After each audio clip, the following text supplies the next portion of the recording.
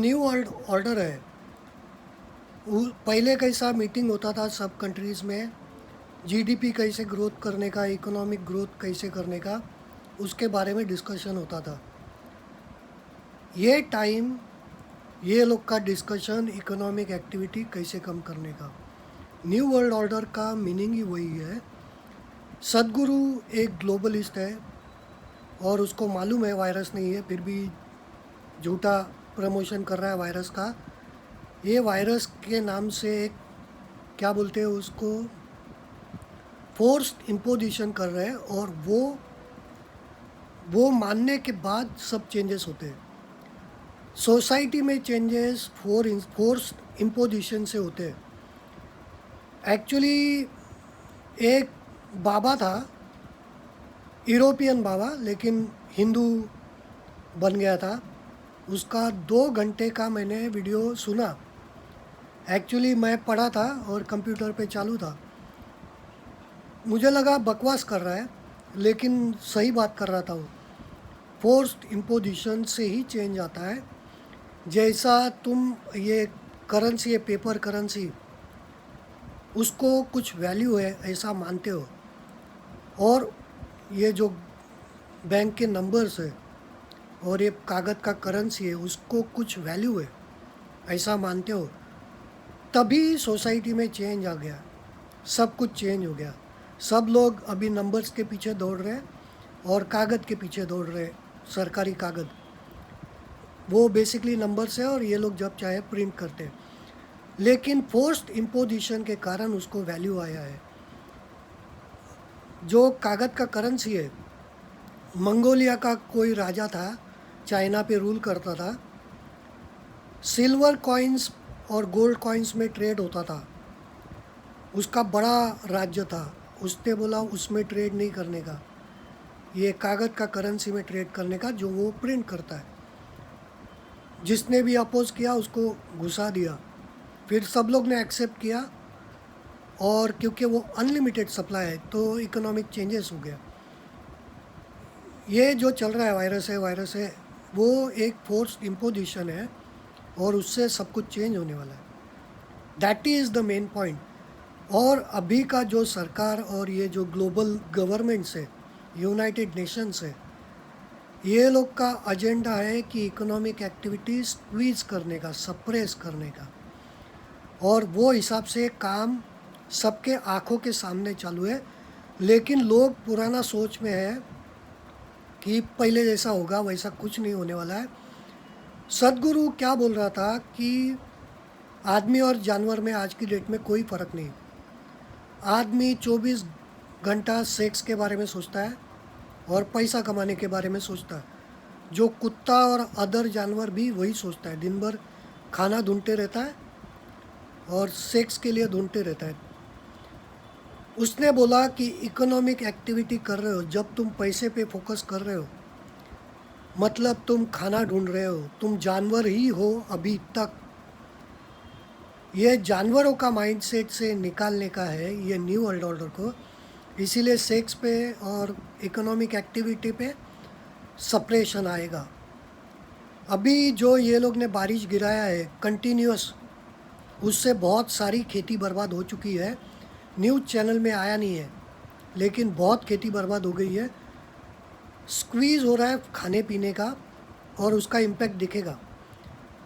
मेरा एक दोस्त ट्रेडिंग करता है स्टॉक मार्केट में, तो उसका कुछ तो प्रॉफिट हो गया तो बोलता है 2 साल निकाल नहीं सकता, ऐसा कुछ है। तो 2 साल किसी का खुद का पैसा वो निकाल नहीं सकता है। अटक गया तो स्टॉक मार्केट में इन्वेस्ट करके फ़ायदा भी क्या है। वो एक चुतिया आदमी है। उसको उसका जॉब निकाल दिया उसको काम पे से लॉकडाउन में, तो पागल हो चुका है। लेकिन उसका बीवी अमीर है तो चल जाएगा उसका। वो क्या सोचता है कि ट्रेडिंग करके स्टॉक मार्केट में वो पैसा कमा सकता है, और दिन भर ये कुछ चुतिया लोग का डिस्कशन चालू रहता है। They are living in a illusion कि कभी खरीदने का कभी बेचने का पता चलेगा तो वो लोग पैसा कमा लेगा। मैं भी सोचता है कभी कभी कि क्या लो आईक्यू लेवल के लोगों के साथ मेरा बात करने का है, और ये लोग कम्प्लीटली अनअवेयर है कि ये सब क्या चल रहा है. They think corona is real. उनको 5-6 महीने हो गए मैंने वीडियो डाले, वो लोग ने वीडियो देखे भी नहीं. छोटे छोटे वीडियो डाले मेन टू पॉइंट पे, वो भी देखे नहीं.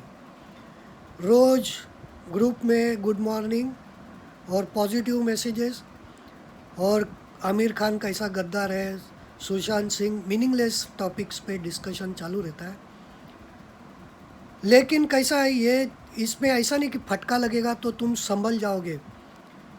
आदमी फटका लग के सीखता है, पर इसमें कैसा फटका मतलब वाइप आउट है. तो जो समझ नहीं पाएगा उसका वाइप आउट है. तो अभी इतने सारे चुतिया लोग हैं जो ये क्या चल रहा है कम्प्लीटली अनअवेयर है.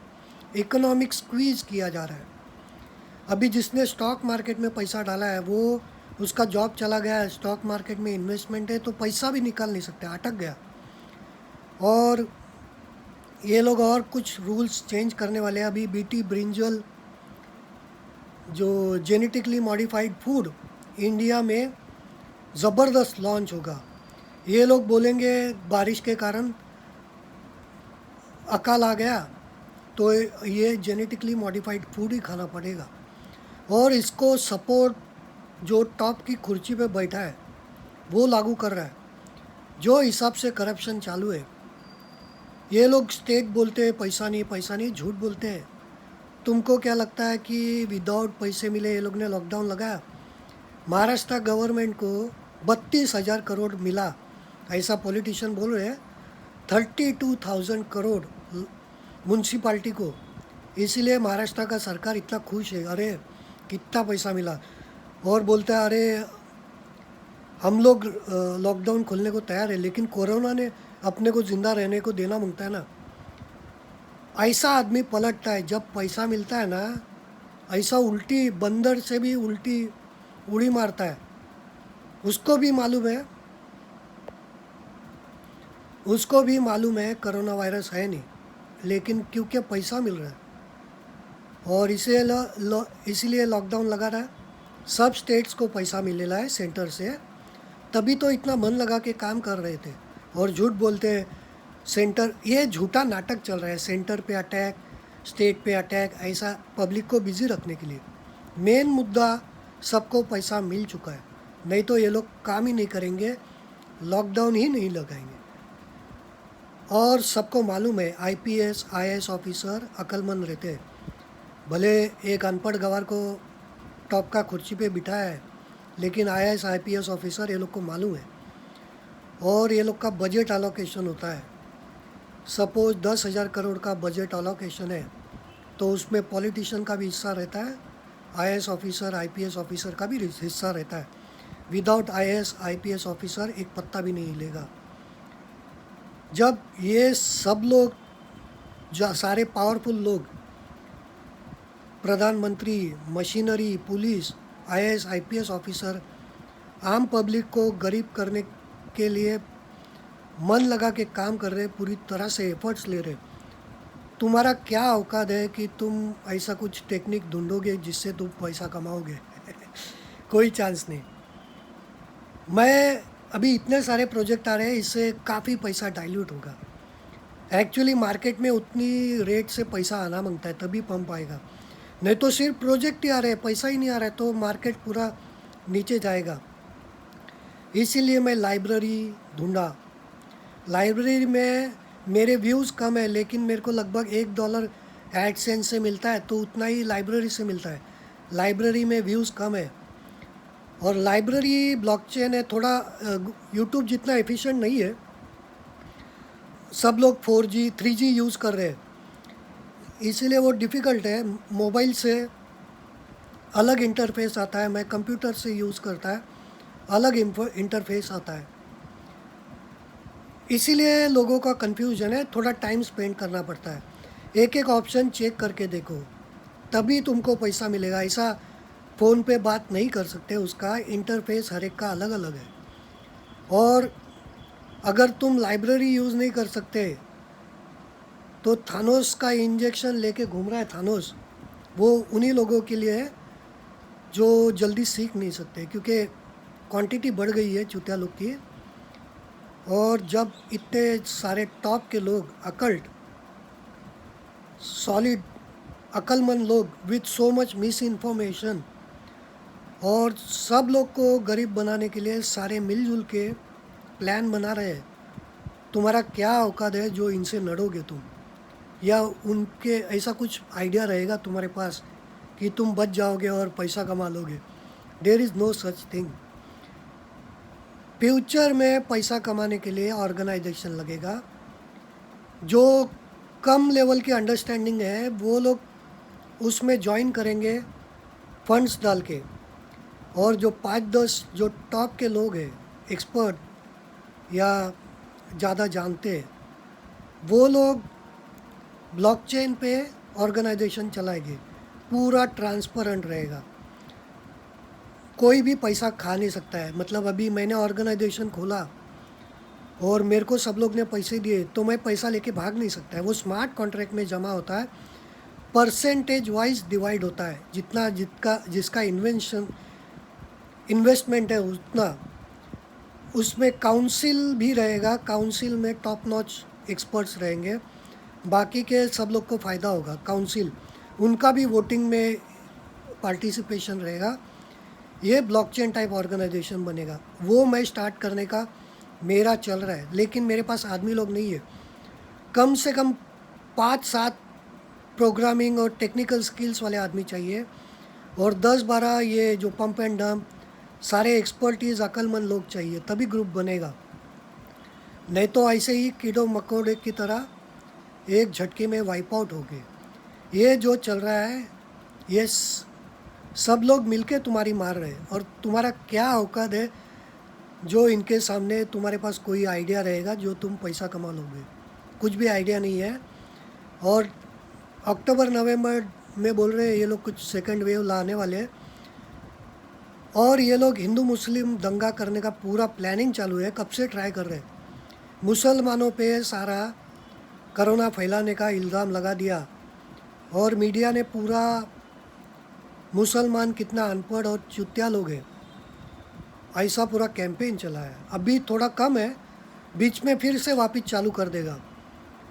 ये लोग को दंगा लगाने का पूरा कोशिश कर रहे हैं हिंदू मुस्लिम, ताकि इंडिया में राइट्स बने, और बारिश गिरा के खाने का प्रॉब्लम तो करने ही वाले हैं, और जो भी आने वाला है फूड, जो 5 किलो गेहूँ, ये सब बहुत सारा जेनेटिकली मॉडिफाइड फूड गरीबों को देने वाले हैं, उनका हेल्थ डैमेज करने के लिए। इस केस में कौन क्या लड़ेगा इनसे? जिनके पास कुछ भी नहीं, वो लोग जिनके पास सब कुछ है, जो सत्ता चलाते हैं, अक्लमंदी का लेवल टॉप नॉच है, और झूठा इन्फॉर्मेशन सायब चला के लोगों को बिना मतलब की चीज़ों में बिजी कर रहे हैं, उनके साथ क्या लड़ोगे तुम? तो वाइप आउट ही होने वाला है बहुत सारे लोग, क्योंकि ऐसा नहीं मरा तो वैसा मरेगा, वैसा नहीं मरा तो ऐसा मरेगा। 5 साल भी अगर कोई ज़िंदा रहता है उसको पद्म भूषण अवार्ड देंगे, क्योंकि 5 साल कोई ज़िंदा रह ही नहीं सकता है। क्योंकि जो हिसाब से सब तरह से अटैक हो रहा है, बारिश गिरा के, खाने का सप्लाई कम करके, लोगों का पैसा अटका के, उनको पैसा निकालने नहीं देंगे, और उनके काम धंधे बंद करके, तो क्या बचोगे तुम? कैसे करोगे? अभी वाइप आउट ही होने वाले हैं unless they do something about it. और ऐसा लगता नहीं कि गाय भैंसे लोग कुछ करने वाले हैं, तो वाइप आउट होंगे। अपना भी रिस्क होता है, लेकिन क्या कर सकते हैं। अभी अपने को कुछ ऑर्गेनाइजेशन बना के we need to escape from this, ये जो सब तरह से प्लानिंग चालू है इलिट्स की गाय भैंसों को मारने की मास स्केल में, उससे बचने का कुछ तरीका ढूंढना पड़ेगा।